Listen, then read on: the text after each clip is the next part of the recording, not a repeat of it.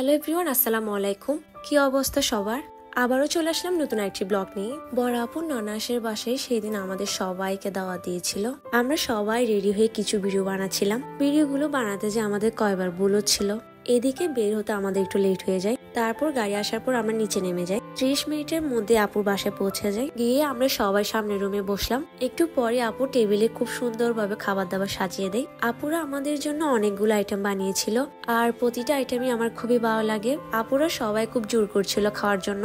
এতগুলো আইটেম তো একসাথে খাওয়া যায় না, তাও আমি সবগুলো আইটেম থেকে একটু একটু করে নিয়েছি।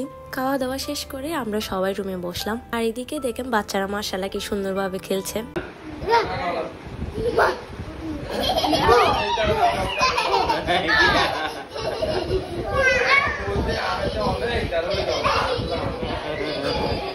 ভাত খাওয়ার পর আবার একটু ডেজার্ট খেলাম। মাশাআল্লাহ আমার প্রতিটা ডেজার্টই খুবই ভালো লাগে।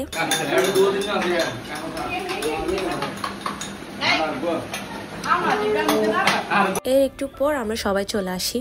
বাসায় আসার পর আমাদের আবারও ডিউটি শুরু। 3 জন মিলে আমরা কিছু টিকটক ভিডিও বানাচ্ছিলাম। আমরা হাসতে হাসতে শেষ, একটাও ঠিকভাবে হচ্ছিল না। যাই হোক, এর পরের দিন বিকালে ওরা যাওয়ার জন্য ব্যাগ ট্যাগ নিচে নামাচ্ছিল। চলে যাওয়ার মুহূর্তটা কারোই ভালো লাগে না, সবার খুবই মন খারাপ ছিল। নুরাকে ফেলে ওদের একদমই যেতে ইচ্ছে করছিল না। এই কয়েকদিনের মধ্যে নুরার সাথে ওদের বন্ডিং খুবই ভালোই ছিল। আমরা সবাই বাসার নিচে চলে আসি ওদেরকে বিদায় দেওয়ার জন্য। আমার ব্লগটি আপনাদের কেমন লেগেছে আমাকে জানাবেন। আজকের ব্লগটি এই পর্যন্ত। আশা করি আপনাদের ভালো লেগেছে। সবাই ভালো থাকবেন আর আমার জন্য দোয়া করবেন। আল্লাহ হাফেজ।